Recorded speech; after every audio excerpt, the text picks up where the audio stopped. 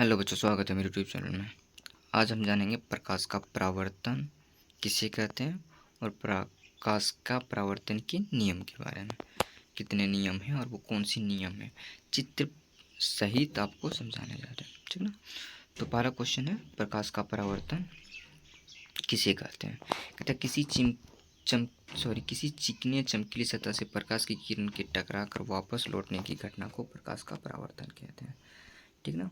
किसी चिकने चमकीले सतह जो है, मान लीजिए कोई चिकना समतल है, मान लीजिए समतल दर्पण है, शीशा मान लीजिए, ठीक है, शीशा है, चमकीले है, प्रकाश की किरण मान लीजिए कोई टॉर्च या लाइट या सन की सूर्य की किरण जैसे यहाँ सीधा ऐसे जलाए तिरछा करके, ठीक है। प्रकाश की किरण के टकरा कर जैसे यहाँ टकराया, वापस लौटने की घटना को प्रकाश का परावर्तन। वापस जैसे यहाँ टकराया उधर से आया और ये इधर से वापस रिटर्न हो गया, तो इसी को प्रकाश का परावर्तन कहते हैं।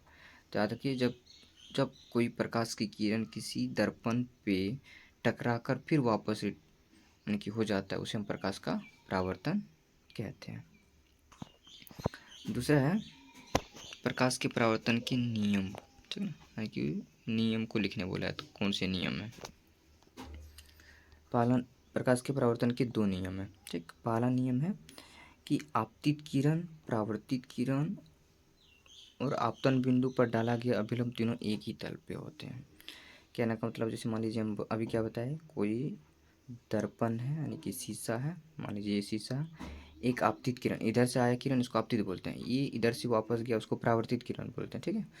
और आपतन बिंदु पर एक बिंदु यहाँ होता है, उसके बिंदु पर एक अभिलंब डाल दिए ऐसे लकीर, ठीक है। ये तीनों एक ही तल में होते हैं, तीनों एक ही तल में कर लो, एक ही बिंदु पे होते हैं, एक ही जगह होते हैं, इस जगह बीच में है ना, आया हुआ किरण, गया किरण और अभिलंब तीनों एक ही तल पे होते हैं।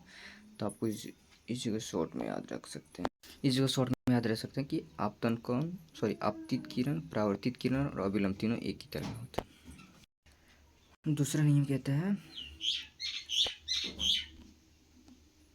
आपतन कोण परावर्तन कोण के सदैव बराबर होता है, ठीक ना। अब कि जैसे मान लीजिए कोई लकीर बताया कि एक इधर से किरण गया, एक इधर किरण, एक अभिलंब खींची, इसके बीच में कोण जो बनता है, ठीक ना, ये दोनों हमेशा क्या होता है, बराबर होता है। इसको कुछ चित्र की मदद से बताते हैं। जैसे चित्र की मदद से आपको बता रहे हैं, ठीक ना। हम क्या बताएं, एक दर्पण है, ये दर्पण मान लीजिए शीशा है, ठीक ना। एक आती हुई किरण शुरू, मान लीजिए टॉर्च इधर तिरछा जलाए, शीशा पे टकराया, फिर रिटर्न इधर हो गया, आती हुई किरण को हम आपतित बोलते हैं और जो लौट कर वापस गया उसको परावर्तित बोलते हैं, ठीक है। और ये बीच में ये वाला अभिलंब है, ये जो बीच में लकीर है अभिलंब है। ये जो कोण बनता यानी कि इधर से आते हुए बना कौन, तो इसको आपतन कोण बोला गया, इधर से वापस रिटर्न किया तो इसको परावर्तन कोण बोला गया। ये वाला कोण आई आर के नाम से दर्शा सकते हैं। तो ये दोनों क्या होता है, हमेशा बराबर होता है। तो आप इसका दो नियम को बड़ी आसानी से लिख सकते हैं, ठीक ना। प्रकाश का परावर्तन क्या है उसको भी लिख सकते हैं। आप याद रखेंगे, जब कोई चमकीली सतह पर प्रकाश की किरण टकरा कर वापस रिटर्न जाता है तो उसे हम प्रकाश का परावर्तन कहते हैं।